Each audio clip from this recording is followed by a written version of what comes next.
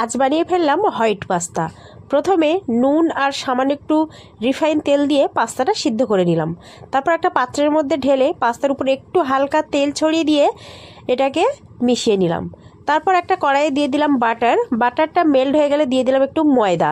তারপর বাটার আর ময়দাটা খুব সুন্দর করে এইভাবে মিশিয়ে একটা ক্রিম ভাব তৈরি করে নেব। তারপর যখন ক্রিম ভাবটা চলে আসবে তখন দিয়ে দেব অল্প একটু দুধ। এরকম একটু একটু করে দুধ দিতে থাকবো আর এইভাবে নাড়াতে থাকবো।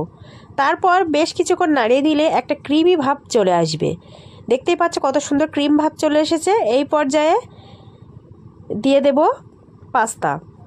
তারপর পাস্তাটা দিয়ে ভালো করে একটু নাড়াচাড়া করে নেব। তারপর দিয়ে দেব চিজটা দিয়ে আরও একটু সুন্দর করে নাড়াচাড়া করে নিয়ে উপর থেকে দিয়ে দেব চিলি ফ্লেক্স আর অরিগানোটা দিয়ে ভালো করে নাড়াচাড়া করে নিলেই রেডি আমাদের হোয়াইট পাস্তা। রেসিপিটা কেমন লাগলো অবশ্যই কমেন্টের মাধ্যমে জানিও। ভালো লাগলে বন্ধুদের মাঝে বেশি করে শেয়ার করে দিও, যাতে করে অন্য বন্ধুরা জানতে পারে। আর এই রেসিপিটা একবার হলেও ট্রাই করো। তারপর আমি ছোট ছোট কিউব করে কেটে রাখা বাটারও এখানে দিয়েছিলাম, যাতে করে খেতে একটু ভালো লাগে। তো সবসময় এগ পাস্তা এগ চাউমিন তো খেয়েই থাকো, এইভাবে হোয়াইট পাস্তা রেস্টুরেন্টের মতো একবার খেয়ে দেখো, ভীষণ ভালো লাগবে। খোদা হাফেজ।